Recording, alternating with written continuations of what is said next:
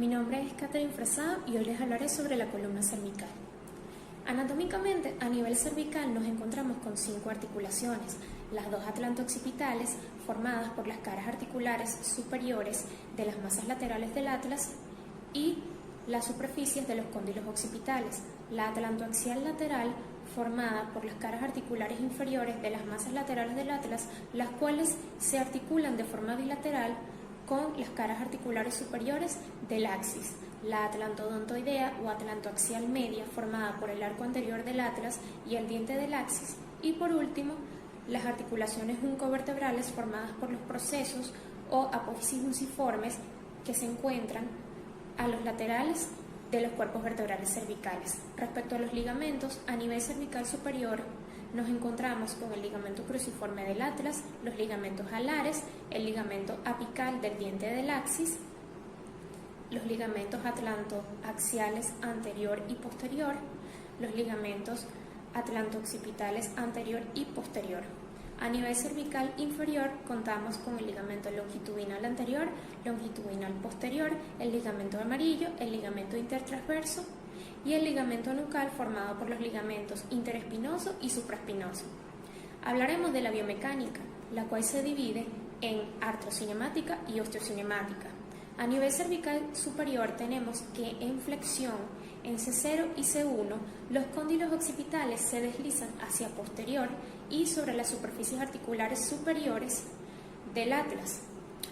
Por lo tanto, esto hará que el espacio entre el occipucio y el arco posterior del atlas se amplíe.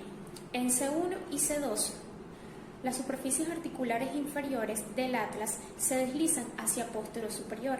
La carilla articular del diente del axis se deslizará hacia abajo o hacia inferior. El arco anterior del atlas se mueve hacia adelante, se formará un espacio en la parte superior de la articulación atlantodontoidea y por lo tanto en su parte inferior se dará una compresión. Como resultado, el espacio entre la apófisis espinosa de C2 y el arco posterior del atlas se ampliará. Respecto al movimiento de extensión, ocurrirá totalmente lo contrario. En la inclinación, en C0 y en C1, los cóndilos occipitales se deslizarán hacia lateral.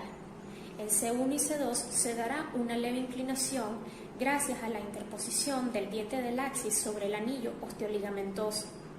Respecto a la rotación, de C0 y C1, el occipucio girará sobre el atlas y se irá hacia el lateral de la rotación o hacia el lado de la rotación. Cabe destacar que si la rotación es hacia la derecha, el cóndilo occipital derecho se irá hacia atrás y el izquierdo se irá hacia adelante. En rotación de C1 y C2, el anillo osteoligamentoso girará alrededor del axis, el cual permanecerá fijo.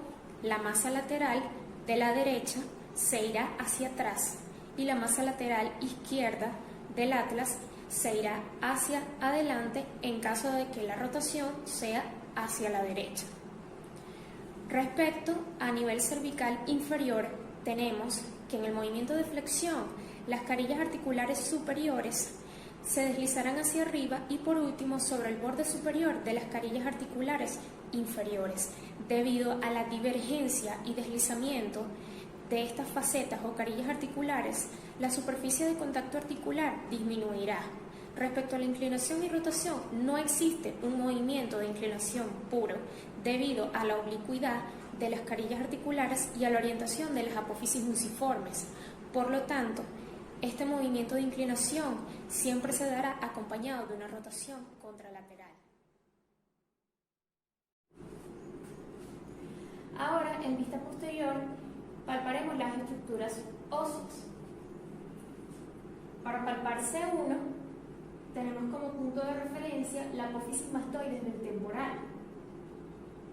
Deslizaremos nuestro dedo hacia posterior y nos encontramos con C1. Para palpar C2 o axis, tenemos como punto de referencia el ángulo mandibular. Deslizaremos nuestro dedo hacia posterior y nos encontraremos con C2. Debajo nos encontraremos con C3, C4, C5, C6 y C7. ¿Cómo sabemos si estamos palpando C7 o T1? Si estamos en C7, el paciente al realizar una extensión, veremos que nuestro dedo índice se hunde y al realizar la rotación, nuestro dedo índice rota. Por lo tanto, efectivamente estamos en C7. En el caso contrario, estaríamos palpando T1.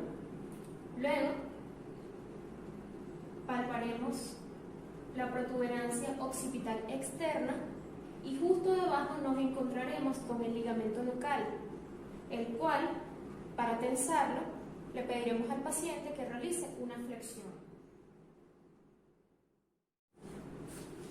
Para palpar el músculo de Com, le diremos al paciente que por favor realice una rotación. Y así veremos cómo el músculo se tensa. Para palpar el escaleno anterior, lo encontraremos justo posterior al ECOM. Y aquí nos encontraremos justo por encima de la clavícula con la arteria carótida. Con nuestro paciente excedente colocaremos el fulcro en el conducto auditivo externo, el brazo fijo en la línea media del vértex y el brazo móvil alineado a las fosas nasales. A continuación, el paciente realizará un movimiento de flexión. Tenemos un rango articular aproximado de 40 grados, lo cual encaja entre los valores normales que no deben pasar de 45 grados. La orientación del goniómetro será la misma para el movimiento de extensión. A continuación le diremos al paciente que realice el movimiento. Tenemos un rango articular de 40 grados aproximadamente. Los valores normales no deben pasar de 45 grados.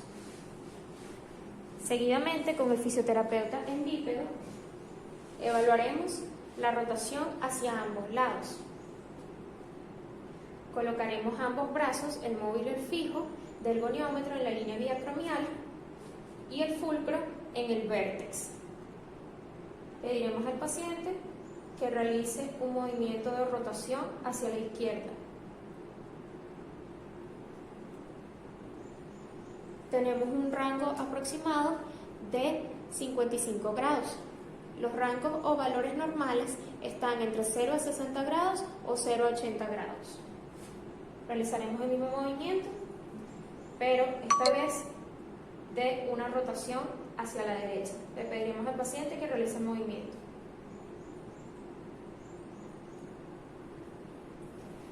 Tenemos también un rango de aproximadamente 55 grados, lo cual encaja en el rango de los valores normales. Por último, con el paciente en vista posterior, se evaluará el movimiento de inclinación, colocando el brazo móvil en la línea media del vértex, el fulcro en la apófisis espinosa del C7 y el brazo fijo en las apófisis espinosas dorsales. Y a continuación, el paciente realizará una inclinación hacia la derecha. Tenemos un rango aproximado de 45 grados, lo cual encaja entre el rango de los valores normales. Por último, el mismo movimiento, pero esta vez la inclinación hacia la izquierda. Tenemos un rango aproximado de 45 grados, lo cual encaja entre el rango de los valores normales. Y con esto finalizamos. Mi nombre es Bárbara Zavala y les voy a explicar lo que es el complejo articular del hombro. Este está conformado por las siguientes articulaciones: la articulación escapulohumeral o glenohumeral, que es la principal articulación, la articulación esternoclavicular y la articulación acromoclavicular. Los huesos que conforman el hombro son el húmero, el omóplato y la clavícula. Este también está conformado por ligamentos, bursas, músculos, tendones y nervios. Entre los ligamentos y la cápsula articular, la cápsula está conformada por un grupo de ligamentos que unen el húmero con la glenoides.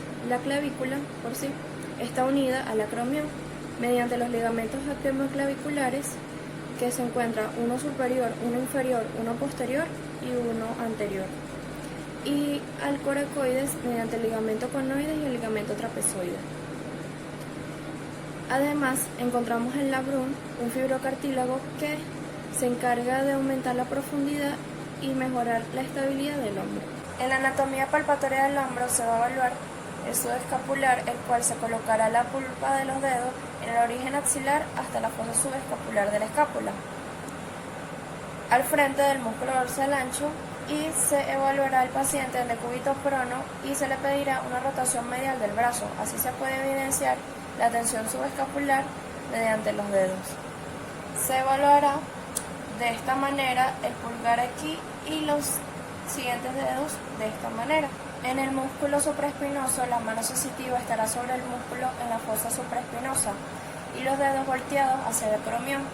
La cabeza del paciente deberá estar inclinada hacia el mismo lado del examen para así anular la acción muscular con el músculo trapecio.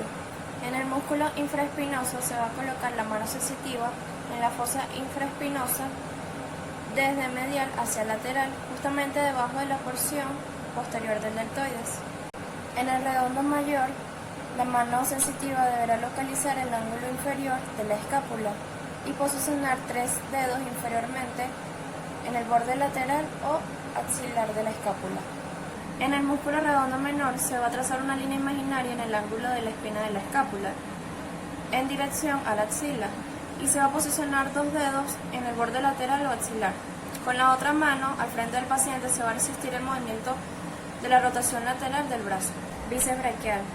Con una de las manos a la altura del puño del paciente se va a resistir el movimiento de flexión de codo y con la otra mano en la región anterior del brazo se va a percibir los vientres musculares de esta manera. Mi nombre es Jonathan Hernández y voy a hablar sobre lo que es la biomecánica del complejo articular del hombro. El complejo articular del hombro se compone, dicho ya antes en mi grupo, por 5 articulaciones, 2 falsas, 3 verdaderas. Las 2 falsas son deltoidea, escapulotorácica. Las verdaderas, acromioclavicular, esternoclavicular y glenumeral.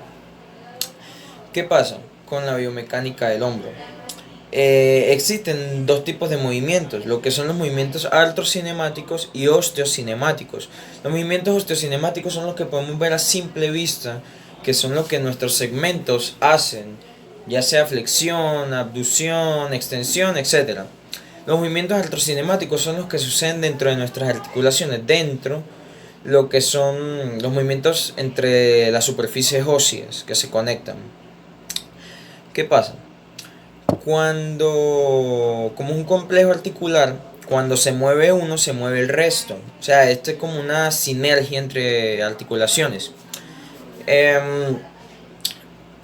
Mostrando los movimientos. Un ejemplo sería...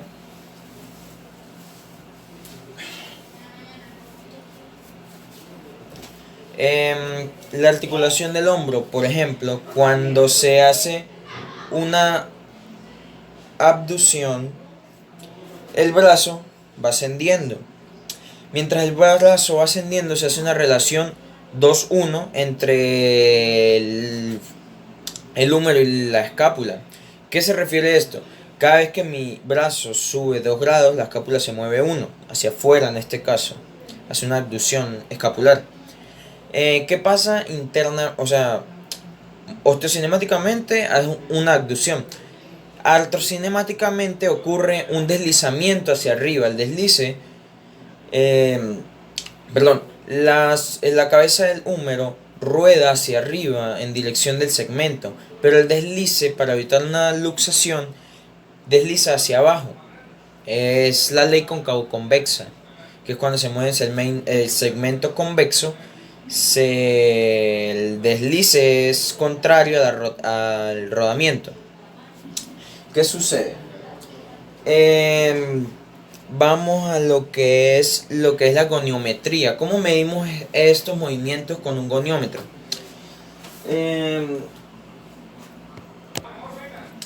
Los movimientos del brazo se miden con el paciente en bipedestación. ¿Qué pasa? En mi caso tengo 2 reglas, pero digamos que este es el goniómetro. El goniómetro, para medir la flexión de brazo, se le pide al paciente que se ponga en de forma lateral. La rama fija va en lo que es la cara lateral del acromion. Fijamos el acromion y la rama móvil se va a mover mientras se mueve el brazo. Entonces simplemente el fisioterapeuta, en mi caso, fijo mi rama, muevo. La amplitud de este movimiento normalmente es de 180 grados. Para medir la extensión, igual el paciente en la misma posición, se pone la rama fija en la cara lateral del acromion y se mide la extensión. Normalmente es de unos 50 grados aproximadamente. La rotación interna y la rotación externa se hace con un paciente acostado y con el brazo de esta forma. O sea, quedaría de esta forma el brazo si estuviera acostado. Rotación interna, rotación externa. ¿Qué pasa aquí? Mi rama fija iría en lo que es el olecranon. Y mi rama móvil se mueve con el antebrazo. ¿Qué pasaría también con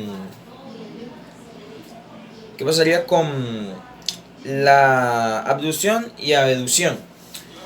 La abducción y la aducción. La rama fija se pone en la línea media external. Esa es la rama fija.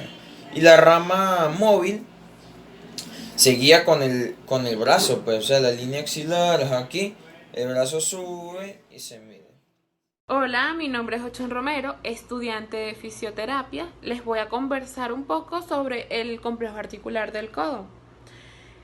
Esta se compone por 3 articulaciones diferentes, pero las 3 se engloban en una sola cápsula articular. Ahora bien, las 3 articulaciones serían la húmero-cubital, húmero-radial y radiocubital. Vemos que las estructuras óseas se unen para darle mayor estabilidad a la articulación, que vendría siendo la cabeza del húmero con el olecrano del cúbito y la cabeza del radio. ¿Qué nos brinda el soporte o el apoyo o la estabilidad? Vendrían siendo los ligamentos. Los ligamentos más importantes o más destacados sería el ligamento colateral medial, que se divide en 3 haces. Sería el haz anterior, posterior y transverso. Otro ligamento serían los laterales radiales y cubitales. Otro de ellos que nos brinda un mayor soporte al momento de la pronosupinación es el ligamento cuadrado o ligamento de Denus, que consiste en una banda pequeña, fibrosa, valga la redundancia, como un cuadrado que nos ayuda a la estabilidad del radio. Se inserta en la cavidad sigmoidea menor del cúbito y para atrapar o atraer o sostener la cabeza del radio. También tenemos musculatura que más adelante se la iré explicando y palpando. Y por aquí también pasa una arteria muy importante que se divide en 3, que sería la braquial, cubital y radial. Ahora bien, hablemos un poco sobre la biomecánica de este complejo articular. Al momento de la biomecánica osteocinemática, observamos que en el movimiento de flexo-extensión, la articulación húmero-cubital, el cúbito va hacia anterior en el momento de extender y de flexionar va hacia posterior. También observamos que cuando hacemos el movimiento de pronosupinación, la articulación húmero-cubital, la radiocubital, el radio gira por encima del cúbito para así hacer dicho movimiento. Otra cosa que tenemos que tener en cuenta en la biomecánica osteocinemática es que hay algo que se llama el ángulo de carga. Podemos decir que cuando estamos en extensión, la articulación está en valgo y en extensión está en varo, pero en realidad es que el ángulo de carga aumenta y disminuye. En la biomecánica artrocinemática nos vamos a llevar un poco por la ley cóncavo-convexa.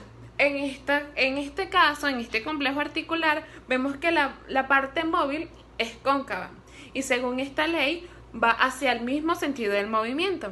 Es decir, que cuando hacemos un movimiento de pronosupinación, vemos que el radio va hacia la misma dirección. Bueno, para las goniometrías vamos a utilizar este goniómetro casero que hice. Nos va a estar ayudando esta pacientica. Hola. Él nos va a ayudar, vamos a evaluar los grados de amplitud articular de la pronosupinación y de la flexoextensión, que serían los movimientos que hace esta articulación. Entonces vamos a colocarnos un poco más acá, donde ambas nos podamos ver. Ponte un poquito así, aquí yo creo que queda bien. Vamos a hacer la pronosupinación. Flexiona el brazo un poco.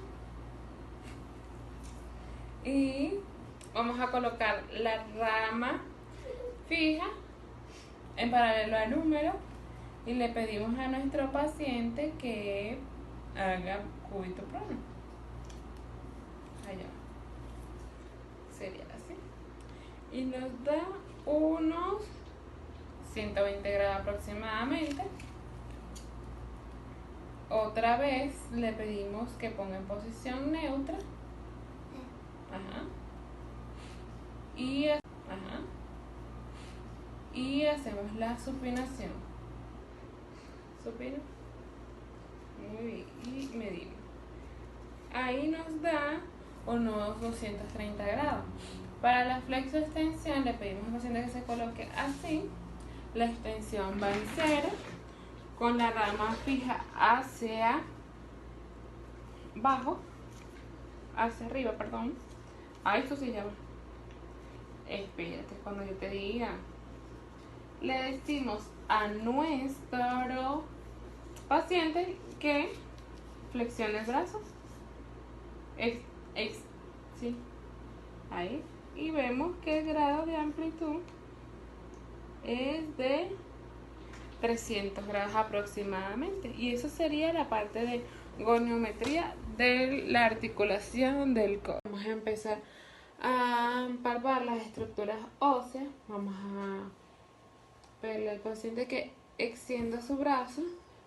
En esta posición vamos a tomar con estos 3 dedos las hendiduras y la prominencia sobresaliente, que serían los epicondrios lateral, medial y la cresta del olecrano. Aquí estamos. Al momento de flexionar podemos palparlo. También en esta posición le pedimos al paciente que haga una supinación, no mami, tranquilo, una supinación y una pronación de supinación, y ahí podemos sentir la cabeza del radio. Por otra parte, vamos a empezar con las musculaturas. El extensor radial del carpo. Hacemos una extensión, pongan la manito así, relajado, ok. Sostenemos con nuestro brazo aquí al paciente y le pedimos que intente flexionar un poquito, hacemos resistencia y aquí podemos palpar este músculo. Otro músculo sería el extensor largo de los dedos, en la misma posición que teníamos anteriormente. Le pedimos al paciente que, pero extienda la mano, extiende así.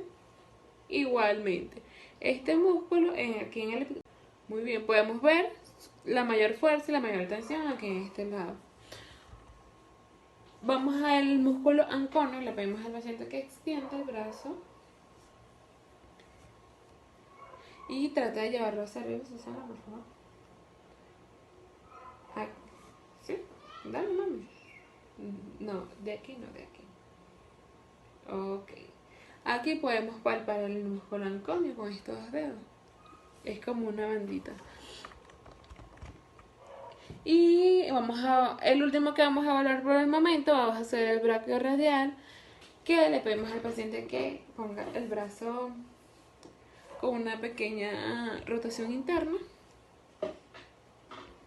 al igual que aquí. Vamos a palpar en la parte inferior del húmero. Vamos a ponerlo en extensión Ajá, ahora sí, flexiónalo. Y trata de llevarlo un poco hacia aquí. Aquí en el húmero vamos a ver la